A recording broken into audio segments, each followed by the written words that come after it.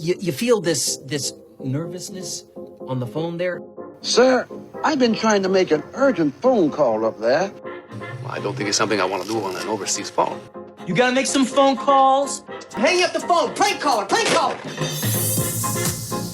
And gentlemen, welcome once again to Packernet After Dark. This is the call-in show of the Packernet Podcast Network. If you'd like to call in, if you'd like to participate in the show, please feel free to do so. The phone number here is 608-501-0718. New callers go directly to the front of the line. We don't have any new callers, so why don't we just go ahead and get started with Dakota? Hey, Ryan, this is Dakota, that nerd in Tennessee. What's up? I'm calling on Monday, Victory Monday, after the game, with a couple of just observations that I had. Okay, so Jaden Reed played, 25 snaps, and he made probably 3 to 4 key plays. Like, all of the plays that he made, that he was in on, and that he got the ball, were memorable because they did something important. And I can't wait to get him back. I mean, he seems ready. Obviously, as on snap count, and I'm so excited to hopefully have him the entire game against the Bears in 2 weeks.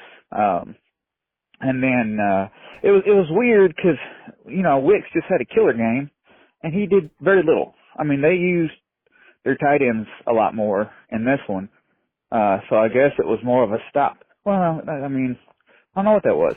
Are they trying to out big their defense? I mean, I don't know. I would want the surest route runners, I guess, and surest hands, because the Bears are, this year at least, good at takeaways. But that was interesting to me. And then, anyway, sorry. So Wicks was I say underused. I mean, he was probably used to the perfect amount that was necessary, but he was used less than the last game. Oh man, what was it? Oh, I had like 2 more things, and I'm not going to remember them. So what I'll probably do is just blather on, about nothing. But yeah. So maybe I'll call back. Oh, yeah. So the Bears have, I think Ben Johnson is it. I think he's the coach. And if the Bears aren't absolutely freaking stupid, almost cussed, only absolutely freaking stupid, and get rid of that. I mean, I think Ben Johnson can be a Matt LaFleur, Sean McVay. You're just a successful coach, Not saying any one of them is more successful, just a good play calling coach, and they did it right this time, getting a freaking play caller as the head coach and an offensive mind, so he can kick a defensive mind and just let them run that in, and they're not doing what the Lions are doing, and having a leader of men and having their offensive and defensive coordinator poached whenever they do well. But anyway, where we at? We're at 2. Okay, so I'm running out of time. Oh, I almost got run over by a dog. All right, bye. Yeah, I'm sure we'll see little bits more of Jaden Reed and whatnot. And you mentioned Wicks. I mean, part of the drop off with Wicks is Reed, right? I mean, this is the thing where everybody wants more of everything. It's like, well, there's only so much to go around, right? We need more Golden. Okay, then who do we have less of? More Reed means less Golden, means less Wicks, means less of everybody else. With that said, again, I mean, I getting into a broken record here. I don't know if you guys get on themes or if I get on themes, but Wicks will be utilized when he's useful. It's the best way I can put it. It's not to say that the coaching staff is going to get it perfect, or that Jordan or whoever's ultimately making these decisions is going to get it perfect. But, different guys have different utility. If there's a defense that's going to be blitzing a lot and playing man coverage, you're looking for different stuff. If there's a team that's going to be rushing 4 and kind of playing more zone, you're going to be looking for some different stuff. Maybe less Watson and more Reed type of thing, or whatever.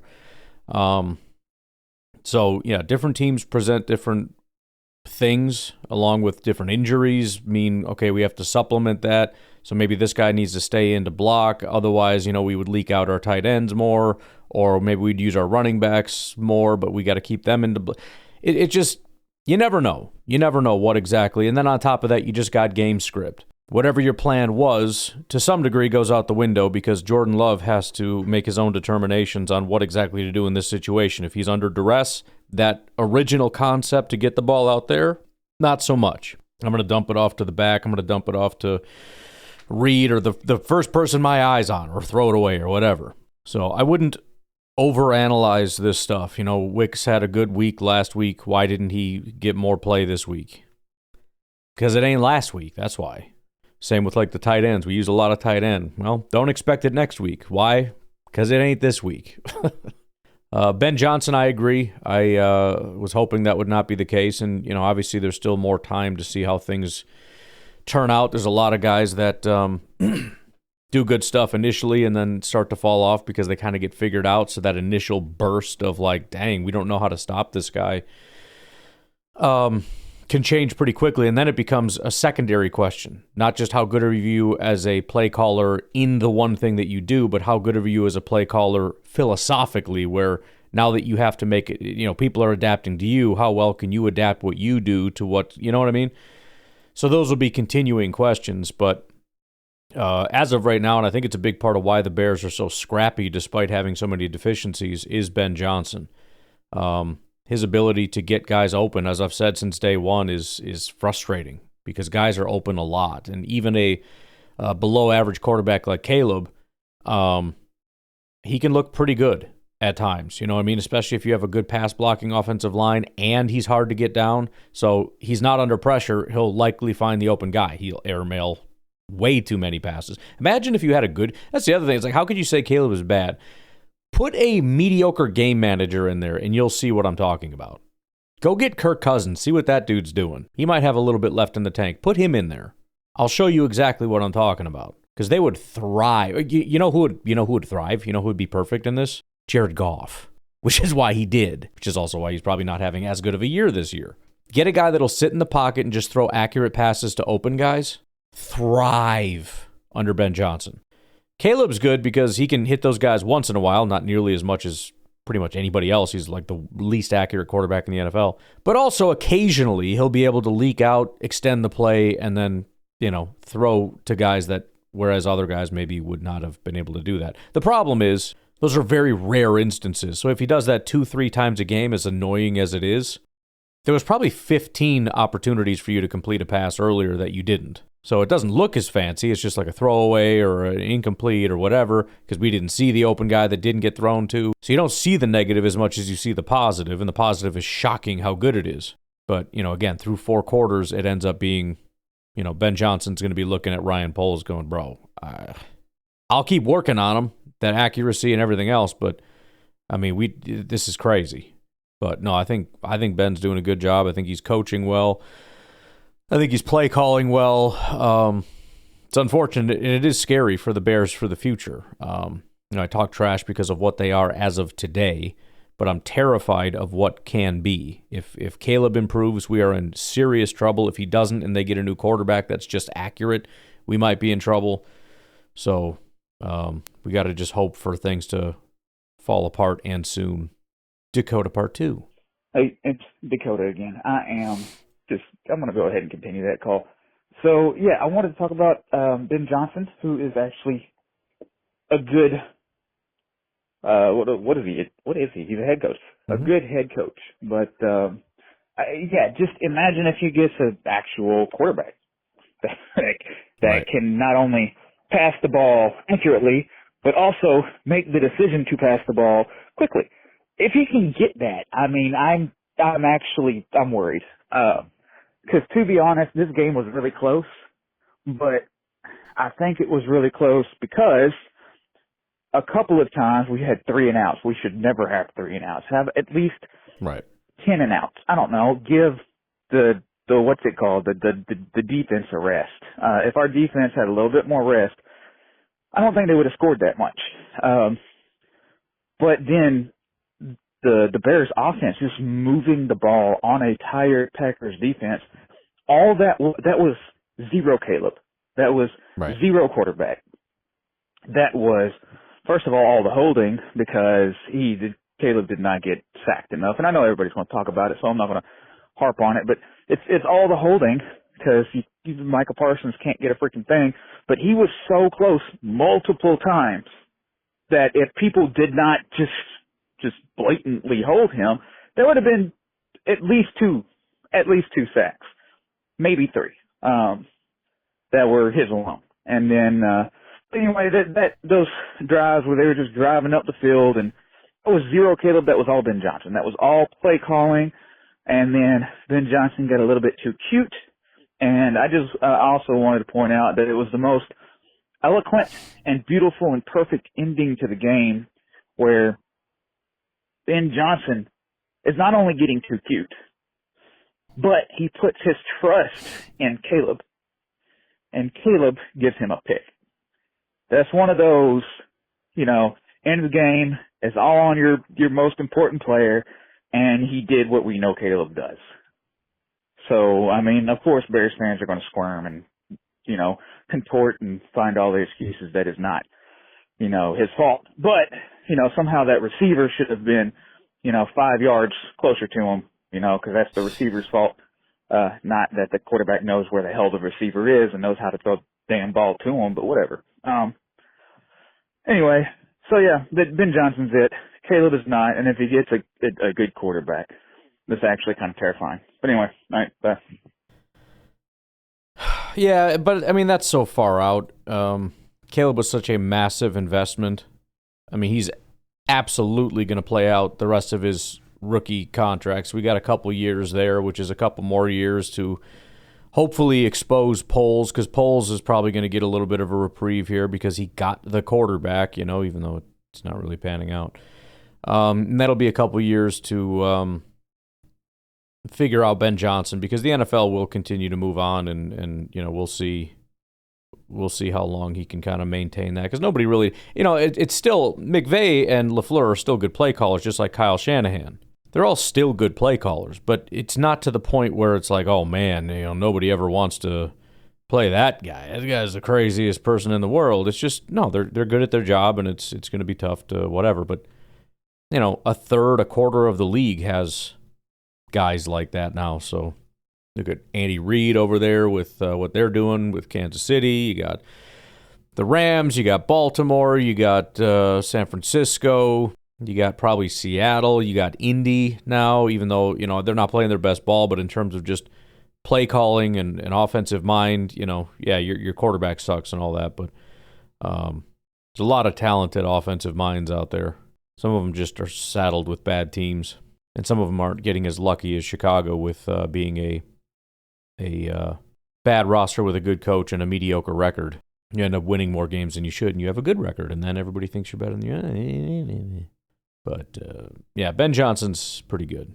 But every year is a new year. So when you have something good like that, you can't take it for granted, and you can't squander it. It's kind of what I was talking about, on this morning's podcast, where it's like we got Jordan for a long time, and we got LaFleur probably for quite a while here, and we've got Micah Parsons for a long time, and Zach Tom for a long time, and our receivers for a long time, and we got all these great things, and we got them for the long term. It's not 1-2 year short termers, but that doesn't mean you can squander a year, because it's still, you're not going to get that many at bats with what you have, even if it is 3, 4, 5 years. I mean, that's not that many swings at a Super Bowl, considering how hard it is to win. So you have to take full advantage, and so again, Bears fans can look at this and go, oh, we're just getting started. It's like, well, clock's ticking, boys.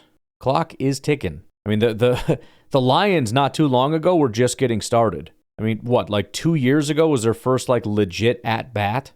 2 years later, they're kind of on the decline. Suddenly, their roster's getting worse. Their players are leaving more quicker than they're being replaced. Their elite players are becoming good players, like Jared Goff, which makes a massive difference. And not only that, just the replacement level. We go from elite offensive linemen to maybe they're okay adequate, which is a massive difference, especially when that's happening all across your offensive line. And it's not to say the Lions' window is closed, but their peak, their best shot might have been last year. Can still win. can still turn this around and have a better team if you could have another solid draft class or free agent class or whatever. But I mean, we're kind of on the downswing here already if you're Detroit. And again, they just got there. So Bears got to get there first, which isn't a guarantee. Then you got to make something of it while you have an opportunity. All right, let's take a break. We got Beer Cheese Benny.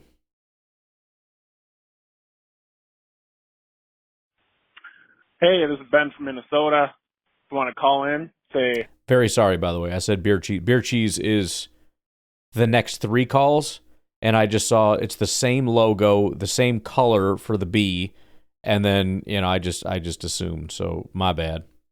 Great win. It shouldn't have been that close, but I get it. Caleb, they figured something out with that rollout, man, and I don't know how we got to do it, if we got to start.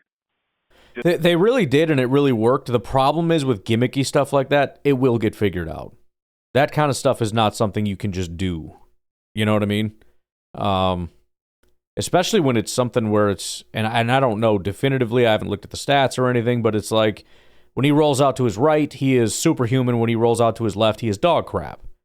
So, it's not to say it's going to be easy, but this is where, again, I mean, when you get that first shot, everybody's like, "Oh, it's early for these two." I understand, and assuming Caleb gets better, then yeah, there's room for optimism. I'm not going to assume that, but assuming that, then fine. The issue is if he doesn't get better, all you have is a lot of tape and an entire offseason. Now, not only are the rest of the NFC North, which all 3 teams have pretty good defenses to varying degrees in terms of coaching staffs and talent on the roster, but they're all going to spend a lot of time trying to figure out, okay, here's what Ben Johnson's doing with Caleb and with this offense and how he wants to play, et cetera, et cetera. And not only that, the rest of the league is also going to be doing that. And when you go up against good defenses and good defensive minds, sometimes they'll show you. So Green Bay beat Chicago, so I'm sure they put, Halfley I'm sure put something on tape. They also have to play Cleveland. Now, whether they win or not, there's a big question of, is Cleveland going to be able to figure out how to maintain something? And sometimes it's just because they have too much talent, like with Myles Garrett. But it's not just about that. How we utilize certain people. We keep this guy here, we do this, we fake this, we do... Just to kind of be like, oh, that's a good idea. I didn't think that's, or we can employ this guy to do that instead of this person. There's not a lot of tape. And there's not a lot of good defenses that have gone up against Chicago to be able to sort of display, here's our plan and how we stopped them. Because once that gets on tape, everybody's going to be doing that. Even defenses that aren't very good, but as long as they can execute it or find some variation that they can execute, now you might be in much bigger trouble. And that's true for everybody. I mean, people did that people do that and did do that to Green Bay all the time. Like I said, last year it was... they can't beat man. And we didn't have Christian Watson, and I don't know if we didn't have Tucker, he just wasn't playing as nearly at the higher level he was this year, or whatever the case. But like Reed was our guy, and they just manned him up a lot more. And Dobbs is not really good enough to get off that consistently. And even if they can, you got to have a quarterback that can throw like super accurate passes to guys that are not really open. And Jordan was not having a superstar year with all the injuries and everything that was going on.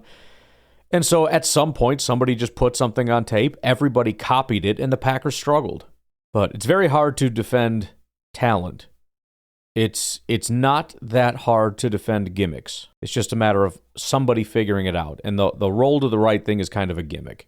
He's always going to be able to hit it at some point, be able to slip out and find something or whatever. But if that becomes like a major part of what Caleb is trying to do, somebody's going to take that away and somebody's going to punish you for that. Not crashing down or what.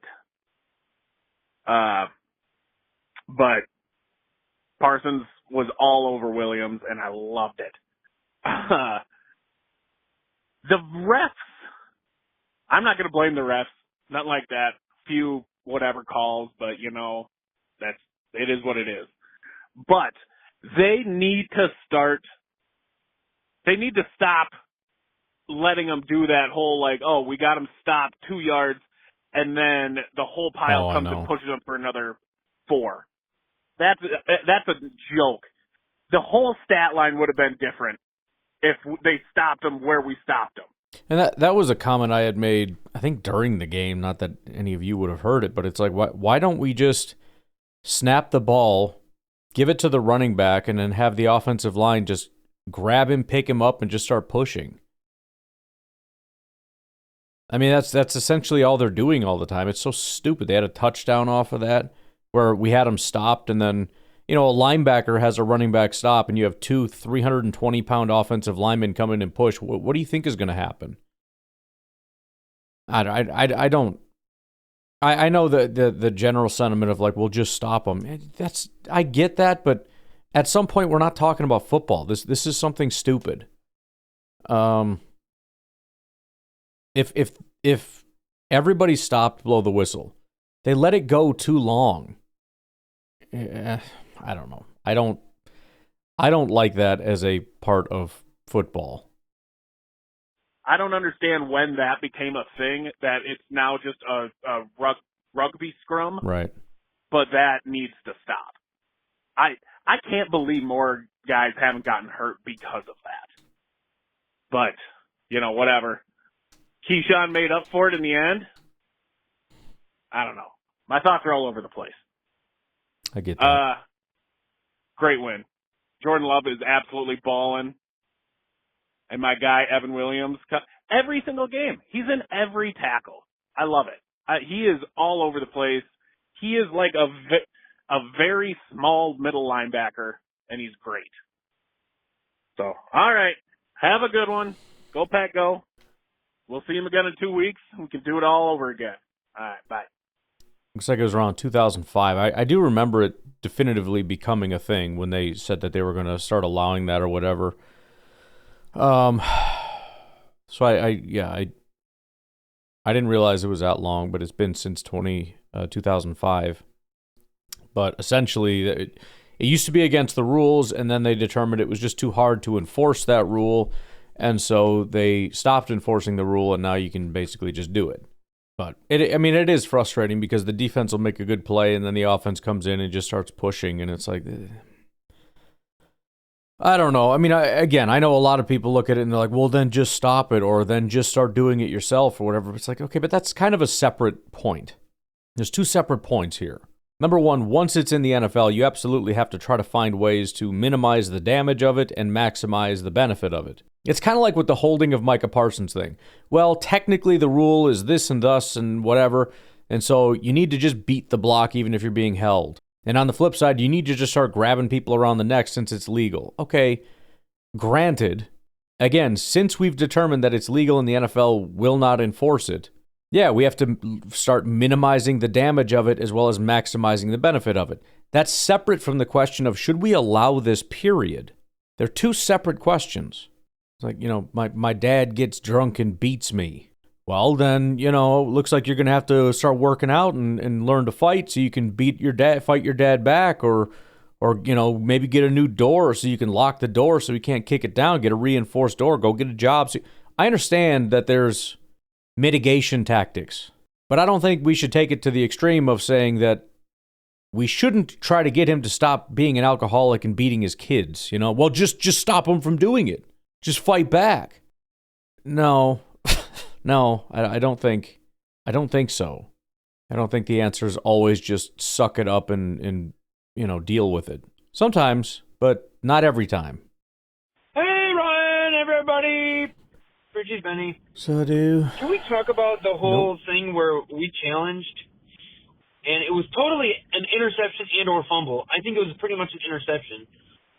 Took it away from his hands. And they called it incomplete. What a joke. I mean, what a joke. This game should have never been close, honestly. And, you know, credit to the Bears because I think coming out of the second half, they had a bit better game plan against our defense, but also they were handed everything. I mean, the whole entire game, dude. And, you know, like, I hate to, like, sound like I'm complaining over a win because I'm not, but it's just, I'm really pissed at how they did that. Like, how was it not an interception? Like, they stripped it from him. And all the other slew of other bull crap. But anyways, let's talk about our defensive line. Well, yeah, I think PFF put it best, which I hadn't even really contemplated. I didn't really think too much about it at the time, but they were like, that is the only thing it could not have been, is an incomplete pass. You could say that it was an interception. You could say that it was a fumble. You could say, I mean, there's different things that you could call it, but it can't be an incomplete pass because it never hit the ground. So it's either a catch and fumble or it's an interception, right? Because it started in one guy's hands and then it ended up in the Green Bay Packers guy's hands. Well, he never had possession. Okay, then that would just make it an interception because the Packers guy ended up with the football, right? The play's not dead because the ball never hit the ground. And the fact that they reviewed it and were like, oh yeah, that was an incompletion because, he just never had possession. Okay, but our guy had possession of it, which would make it an interception. Stupid. He got the pressure, and I just saw this thing about how Micah told him, he's like, you will not get around me. Like Micah told Caleb, he's like, everybody else in the NFL, you can get around, but you're not getting around me today. And he never did once, man. I mean, he was chasing him down all day. So anyone says, any dumb Bears fan who wants to say, oh, Micah was a ghost, oh, I guess sacks are the only thing that fucking matters to these people, man. They're so stupid. But, yeah, we got the pressure, dude, and I think, honestly, man, we lose Wyatt, but then we got Brooks and Wooden back or whatever, and I think that was just serviceable enough to really stop the run and kind of, slow the bleeding, really, of what teams usually try to do is run it down our throats. And the Bears tried to run it down our throats early, and they were kind of getting some success at it, but, really, I mean, we got into situations where it's like, well, Caleb had to throw. And what did we talk about? Force Caleb to throw the ball. He can't do it. He overthrows everybody. Or he just, throws out of bounds. He's an idiot. The only way he can make a play is if he extends the play going out of the pocket and then makes, some throw to some wide-open guy. Because, of course he's wide open. Because, you made the play longer than it was. The guy can't pocket pass. He can't do it. He's not a real quarterback. It's so annoying, man. Bro, the Packers are awesome, man.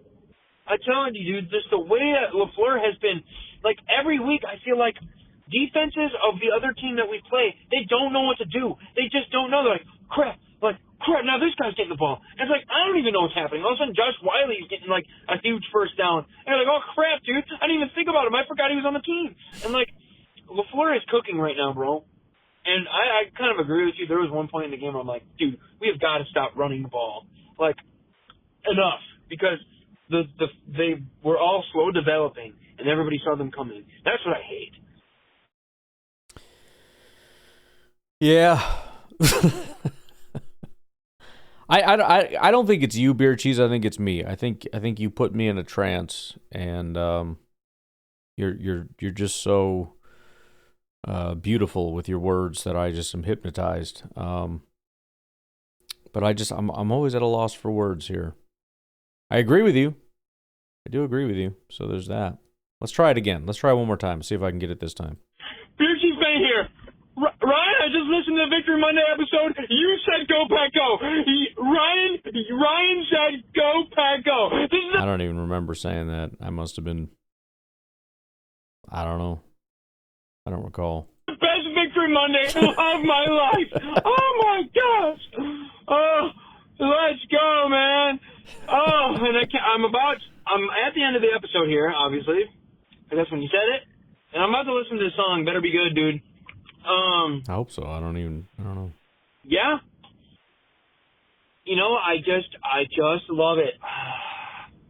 And I had started getting this feeling now. I'm or this thought, dude, if we win the Super Bowl, I don't even know how I'm just not even going to be able to go to work. Because I just want to be on my phone and watch the highlights all day on a replay. And that's kind of how I feel right now about this win. I just want to watch all the highlights and, see all the mic'd up videos and, all the little extra, things that I never saw before, or fan videos. I'm seeing them on my Snapchat stories and all that and, Instagrams and all that. And, I don't even know how I'm going to handle it with the Super Bowl. When we win the Super Bowl, I'm not going to even know what to do with myself, man. I'm going to have to take off work the next day for real. Like, I'm not gonna be able to do it. I can't. There's no way. No, I'm not saying that this is my Super Bowl. I'm just saying this win just made me happy. I just kind of got that thought. But anyways, yeah, dude, Christian Watson, he's our number one wide receiver. I don't care what anyone says, dude. Guy just gets open, gets the ball, goes with it. I mean, he catches all the 50-50 balls. Didn't really have any. I mean, Love threw him wide open. Now we just need to just keep going, man. And it seems like maybe I don't know. I feel like that game was closer than it should have been. But our defense took care of it in the first half. There must have been such an adjustment by the Bears. And maybe we adjusted too much. I don't know. Because like maybe we went away. I don't know. You have to look at the film kind of. But I kind of wish we would have sent more linebackers in the second half.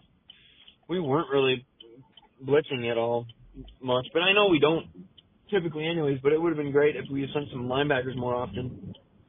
Just really make Caleb just look more of an idiot. And maybe even sack him. And I'm still freaking pissed that Micah Parsons didn't get a sack. And he should have. I mean, because if they call the holding penalties, then the O-linemen are going to stop doing it, and then he can actually get the sacks. But, man, we are just an awesome team, dude. We're going to beat them again, too. Screw it. Go Pack, go.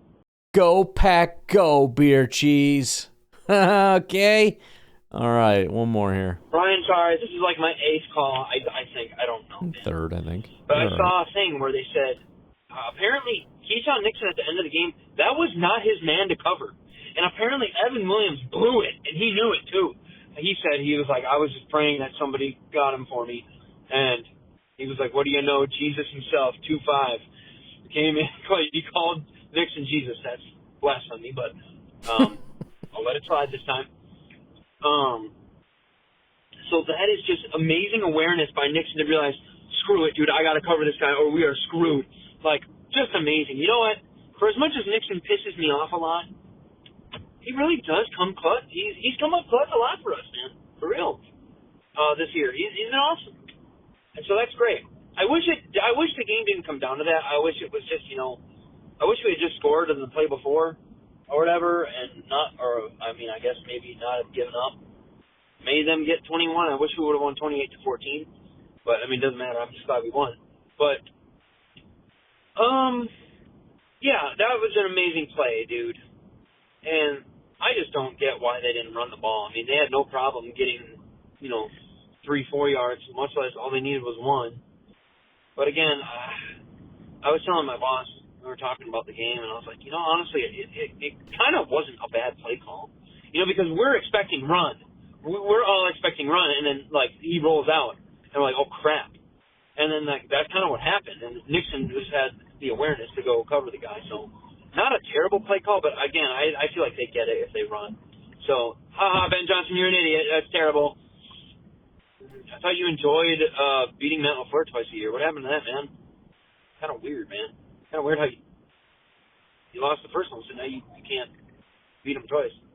You lost already, buddy. So I found that funny. And I like the little FU handshake from LaFleur. He was like looking for Ben Johnson after. He was like, where's he at? And then he just shook his hand quick, like, yeah, good game, see ya. I'm going to go hang out with my team that wins.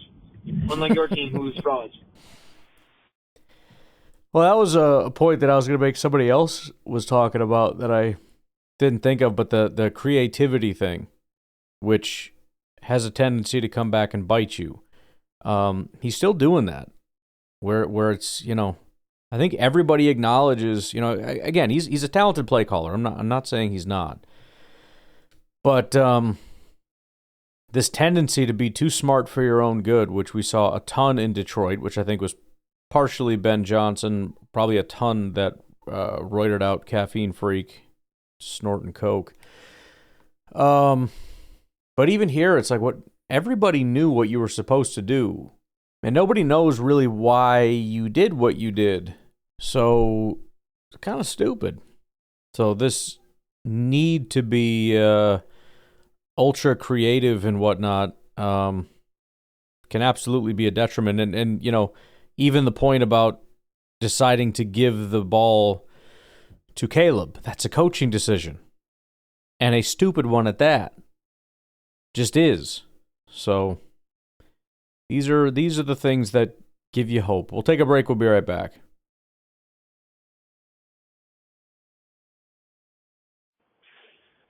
If there's one thing I know about Ben Johnson, it's that he frankly enjoys beating Matt LaFleur twice a year. And that's why he's probably having a pretty bad week right now. It's a rough one. I mean, when you're apparently your entire existence or your entire career is centered around beating one guy, and you start off 0 for 1 in your efforts to do that. It's also just so frustrating. I mean, I know Bears fans are not going to say this, and maybe they're not thinking it. I don't know, but they should be. Because everything's just great. We're a great team, and everything's going to be fine. Whatever. Again, kudos to Bears fans for being the eternal optimists, man. Everything's just great all the time. They are the only fan base I'm aware of that's like that. Like, we're just awesome all the time. We're so good. Maybe Cowboys fans, it's a very similar mentality with Cowboys fans. This is our year kind of mentality, even when you suck. But every single time you go out and get a coach or GM, the first thing they want to do is talk about win the division and beat the Packers. And since the departure of Lovie Smith, basically nobody's been able to do that. And everybody thought, well, this time it's going to be different. This time we got our guy. This guy's a genius, and we've got this elite quarterback. And finally, we're going to be the team that beats the Packers. And you start off 0 for 1. And your record in the division, I don't know the exact record, but I know it's bad. So, so much for reaching your goals, I guess, which you always have the same goals and always fail to meet them. Hey, Ryan, it's Bill in South Carolina. What's up? Just calling in. I know you got a million calls probably, but You're good. unbelievable. Great game yesterday.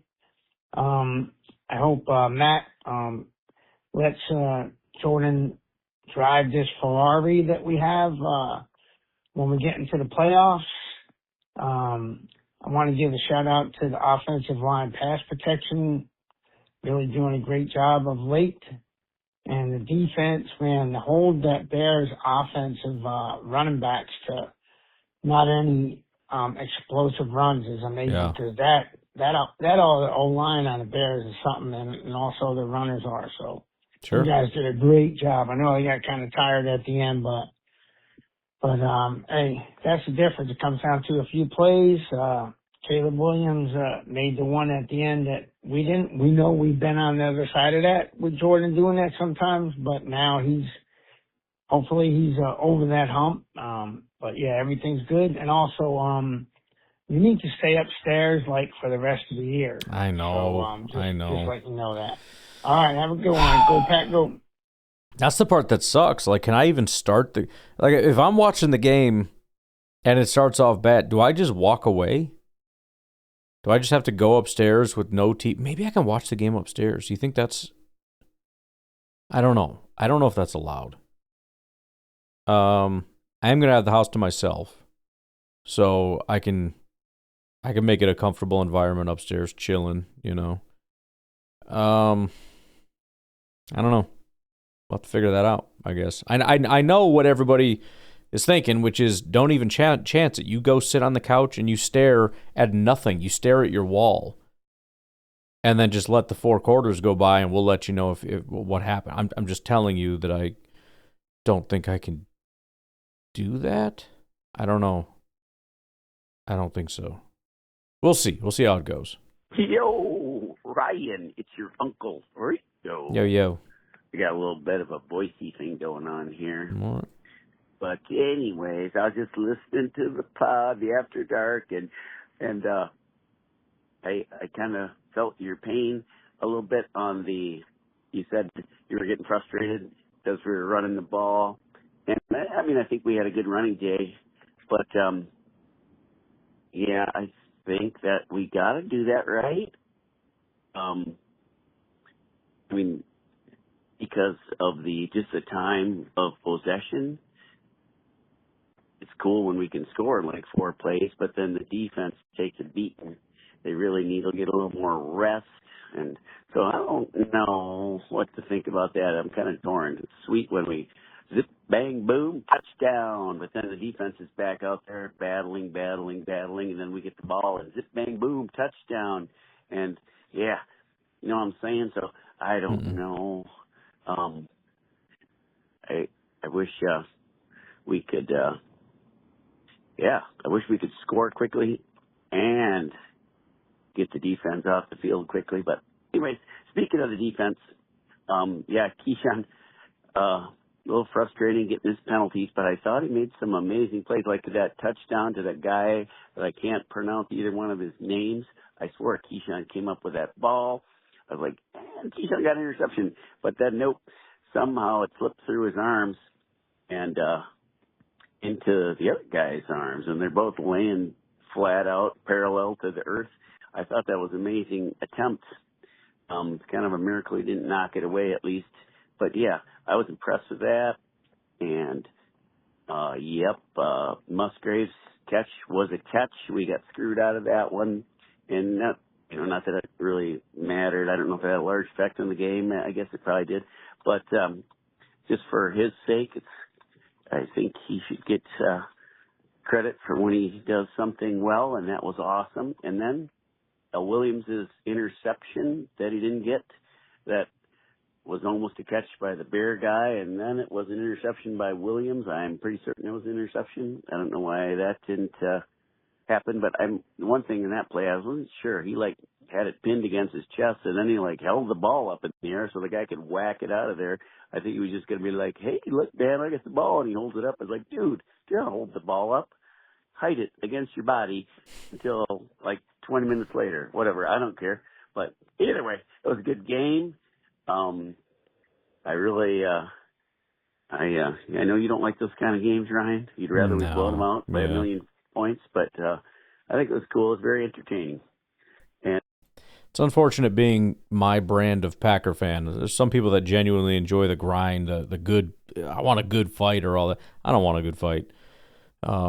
Again, I'm the dude that played Madden and built an entire roster with 99 overall guys and just had a blast. I named them all like it was all my buddies from school and everything, and this is John and this is Matt and this is Chris and blah blah blah, and you're all 99s.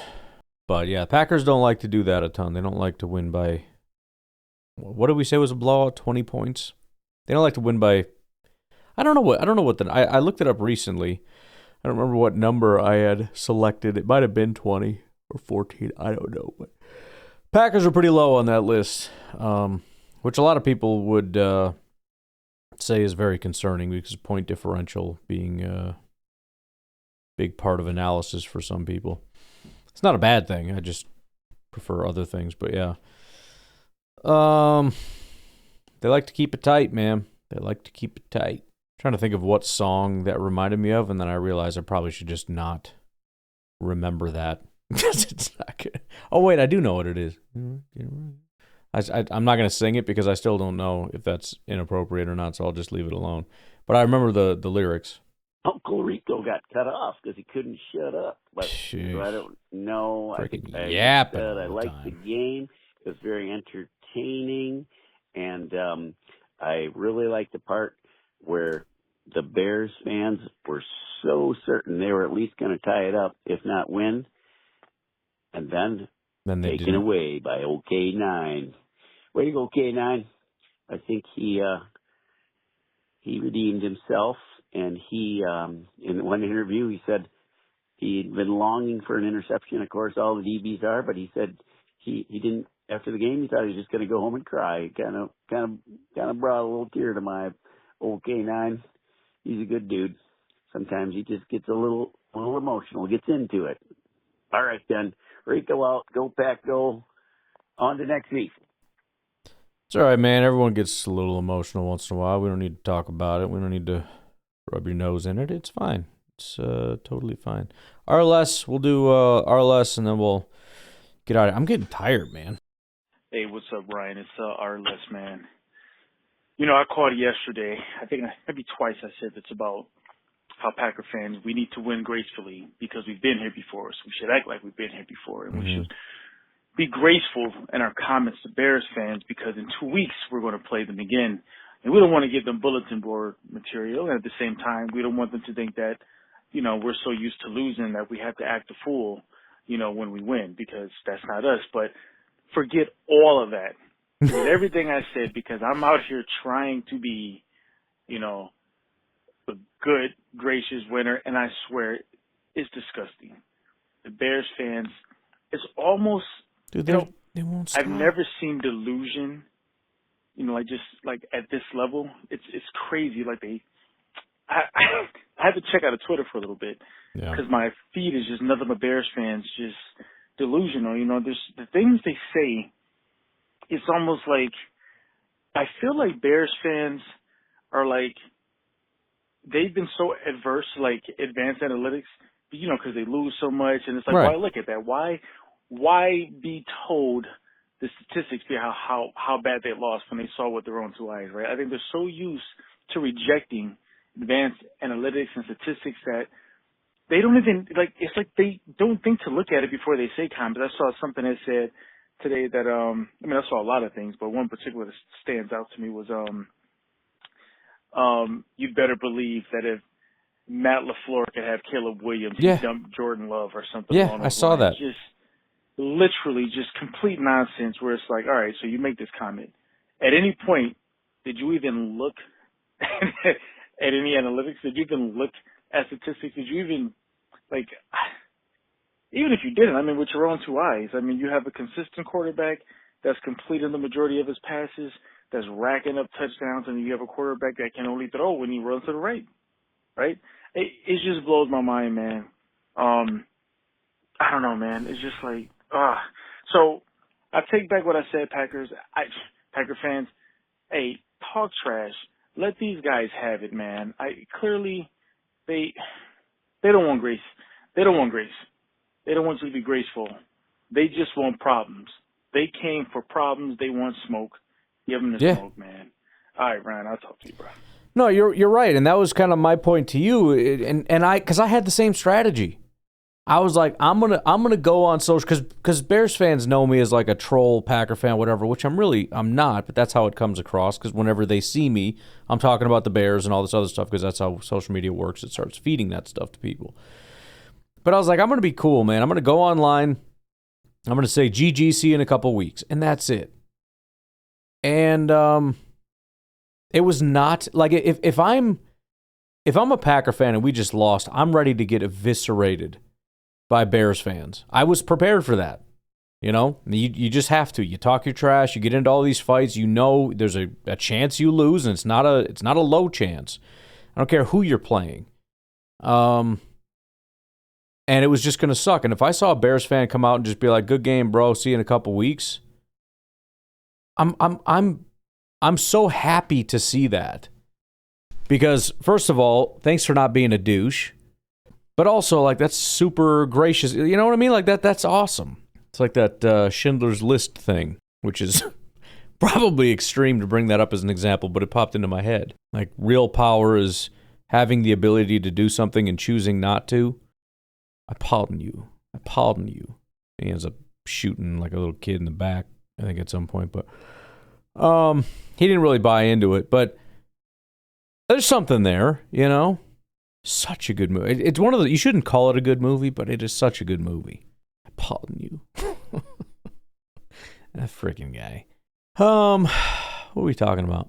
Oh yeah, but I can't imagine all that happens and I lose and I'm having to eat crow for everything I did. And I'm going to actually go out there and seek out Bears fans and start talking trash about how my quarterback's better than your quarterback and when he's not. It would That's not a good example because that's actually a fair comparison. It would be like coming out and just choosing to be like, our offensive line is better than your offensive line. Huh? Bro, shut up. Yeah, they have got something wrong with them, man. I don't know what it is. You know what I'm going to do? I'm going to try this. I'm going to try a whole new tactic. I'm going to try really hard to find reasonable and rational Bears fans, and I'm just going to start bonding with them. I'm going to find Bears fans that like PFF and analytics and actually point out the good and the bad. And I'm just going to start retweeting all their stuff. I'm going to start commenting on all their stuff about how I agree. I'm going to start defending them, quote tweeting about how it's great and refreshing to see that not all Bears fans are stupid, and some of them are really analytical and really intelligent. Some of the smartest, you just really lay it on thick. Some of the smartest fans in the NFL are Bears fans, and say that on a tweet where they start talking about the advanced analytics and how Caleb is not this, that, or the other. I'm going to start working on that. Anywho, you all have a great rest of your day. I will talk to you tomorrow. Have a good one. Bye-bye. Green and gold, take the field, Lambo froze, this is real, Jordan through, feeling right, winning streak, Sunday night, we don't care, top of the north, Jacobs running, we're doing our thing, rolling through the NFC, out living this life, chasing our dreams, Rams told us slow our roll, we screaming out all night, yeah, we gon' do just what we want, looking ahead, no turning back, if we fall, if we lose, no, we gave it to the fullest, if we fall, if we lose, no, we played and died some bullets, we on the pursuit of number one, and we know everything that shine ain't always gonna be gold, hey. We'll be fine once we get it, yeah, we'll be good, we on the pursuit of number one, and we know everything that shine ain't always gonna be gold, yeah, we'll be fine once we get it, yeah, we'll be good, yeah. Tell me what you know about Title Town, you don't really know about nothing. Tell me what you know about them standings every night. 9-3, cold sweat, watching on the bike. Tell me what you know about seeds. Tell me what you know about the Rams, race nothing. You don't really care about the games of tomorrow. Rather keep on grinding, push away the sorrow. We on the pursuit of number one, and we know everything that shine ain't always gonna be gold. We'll be fine once we get it. We'll be good. Pursuit of number one, and we know everything that shine ain't always gonna be gold. We'll be fine once we get it. We'll be good. We on the pursuit of number one. We know everything that shine ain't always gold. We'll be fine once we get it. We'll be good.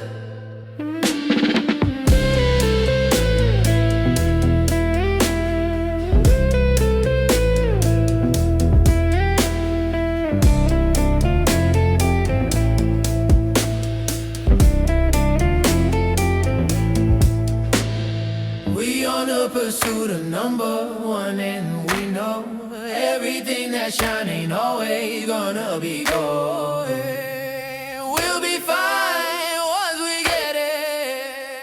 We'll be good.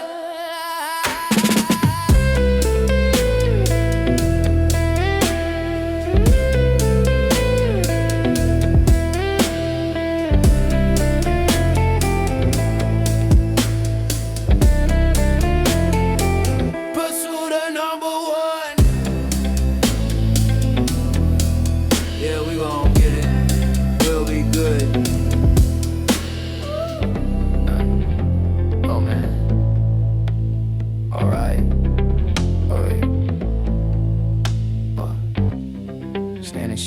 Standing shifting. Love Parsons. Wait. Oh man. Oh my God. Why we tied with Dallas, lose to Philly once? Next week.